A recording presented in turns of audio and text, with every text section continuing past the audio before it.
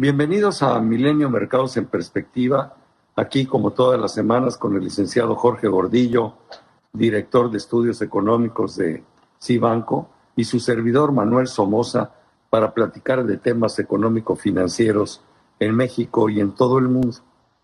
La semana que recién termina, en los mercados fue una buena semana. Hubo alzas ligeras prácticamente en todas las bolsas del mundo. Destaca un poco el crecimiento nuevamente de Asia, que había venido muy retrasado. Por ejemplo, China y los índices en China y en Japón se incrementan arriba del 1,5%, es una buena noticia. Los mercados europeos siguen siendo fuertes, siguen estando fuertes, igual los norteamericanos, evidentemente con crecimientos muy pequeños en la semana. Pues porque en Estados Unidos estamos hablando de índices que están tocando máximos históricos. Pero cuando vemos, y en México también fue una semana muy lateral, sin pena ni gloria.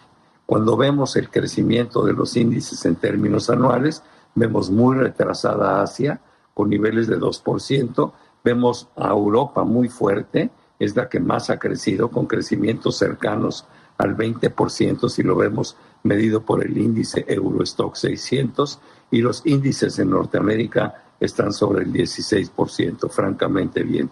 En México también 16% ha adelantado la bolsa en términos anuales.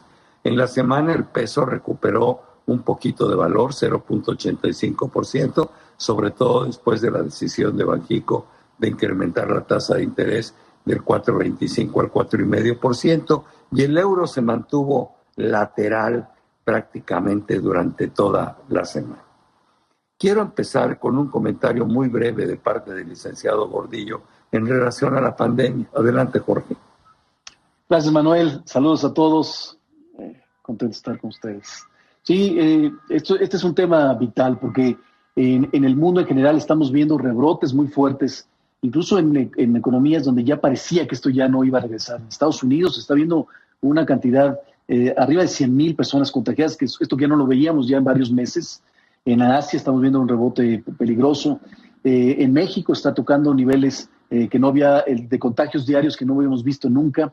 Y esto lo que provoca inmediatamente es que preocupación en el sentimiento. Acaba de salir el sentimiento del consumidor en Estados Unidos, en Europa, en México, en niveles más bajos de muchos meses, en el sentimiento de la inversión, en las perspectivas económicas empiezan a enfriarse por la incertidumbre que pueda generar o los efectos que pueda generar el número de contagios a donde se está yendo en la economía general.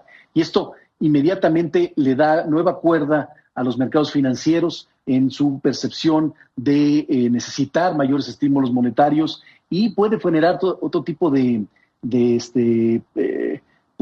presiones o de que los mercados se inflen de más y generen preocupaciones hacia adelante. Yo estoy de acuerdo contigo. Es una de las causas de la inflación porque ha roto muchas líneas de producción y, pues la oferta de productos no alcanza a satisfacer la demanda por esta nueva entrada a la normalidad. Pero además, el hecho de que los contagios se salgan de cauce es un peligro. Lo que estamos viendo con la variante Delta es producto de que en la India, que ahí se originó esta variante, pues no se le puso atención y tenían infectados diarios del orden de más de 100,000. El otro tema importante que afectó a los mercados o que va a ser trascendente para los mercados hacia adelante es que salió la inflación en Estados Unidos. Salió en 5,4%, exactamente igual que la del mes de junio. Sin embargo, en la inflación subyacente sí se vio una pequeña disminución de 2 décimas. El dato creo que los mercados lo tomaron razonablemente bien, pero yo a ti te quería preguntar tu opinión. Sí, lo que vimos en el dato es que, como llamas tú, la inflación subyacente, que no es otra cosa más que excluir los bienes y servicios más volátiles, los agrícolas, los energéticos. Si excluyes esos tipos de bienes, ¿cómo queda la inflación en términos generales como más representativa de la economía? Y esa bajó un poco. Entonces el mercado considera que a lo mejor ya llegó al techo la inflación en Estados Unidos y efectivamente será temporal y ya veremos bajas de aquí en adelante. También vino combinado con este miedo de la pandemia, este miedo de que a lo mejor la economía no crece tan fuerte hacia adelante como hubiera querido, y esto provocó la reacción en los mercados que comentaste al principio, otra vez una apuesta a las bolsas de valores, una revaluación de las monedas emergentes o una depreciación del dólar en términos generales, que a nuestro juicio siempre hemos dicho hay que tener mucho cuidado porque el mercado no necesariamente tiene la razón, siempre se exagera, siempre se esquina, y hay que tener un poco de cuidado porque en cualquier momento esto puede cambiar de percepción con los datos siguientes de empleo de septiembre y octubre.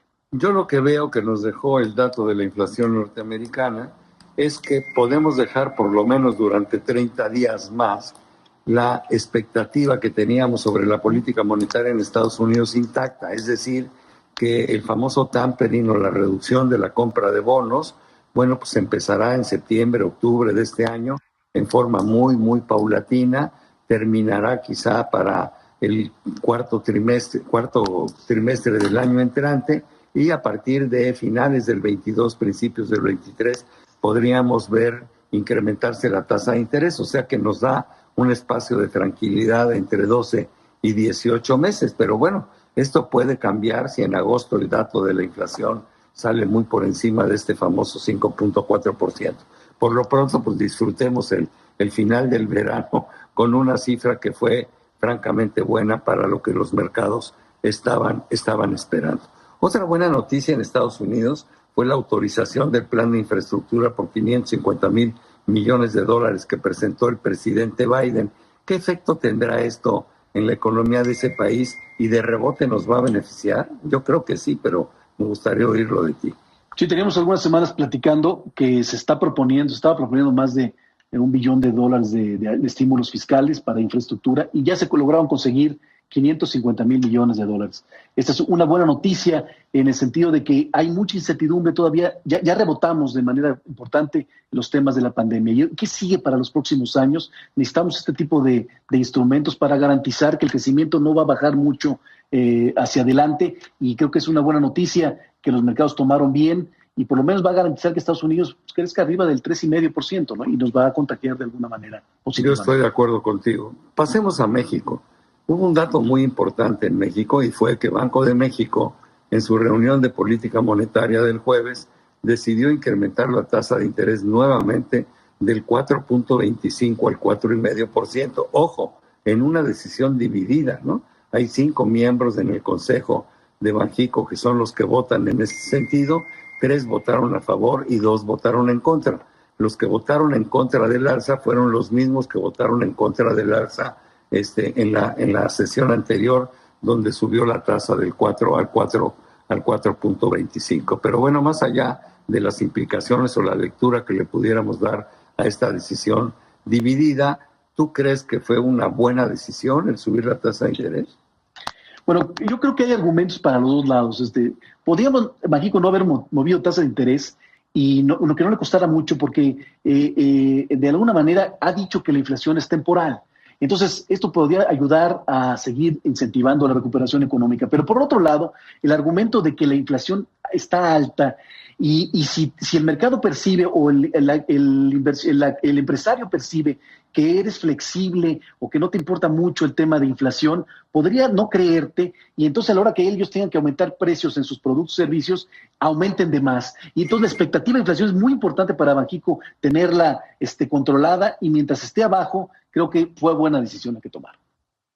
Yo estoy de acuerdo contigo. Además son medidas de carácter preventivo y además México se tiene que anticipar a Estados Unidos en el tema de las tasas de interés. El año entrante va a estar muy difícil esa decisión. Yo veo la tasa de interés en México este año creciendo del 4,5% todavía hasta el 5%. Sin embargo, México debería todavía de defendernos más subiendo otro poquito la tasa de interés, porque lo que no vamos a poder hacer es bajarla. Porque el año entrante, cuando México viera declinar un poco la inflación, si es que ocurre, y la vemos empezar a buscar las cifras de abajo del 4%, ya no va a poder bajar la tasa de interés porque Estados Unidos va a empezar a entrar en su ciclo de alza. y sería suicida para México bajar las tasas aquí cuando allá las están subiendo. Estados Unidos y sus tasas de interés tienen repercusiones de carácter global que no podemos ocultar ni podemos evitar. Si ellos suben la tasa, nosotros la vamos a tener que subir más, porque si no la fuga de capitales sería verdaderamente importante, ¿no? Entonces hay que estar protegidos en ese sentido. Pero bueno, aquí me gustaría oír los comentarios tuyos.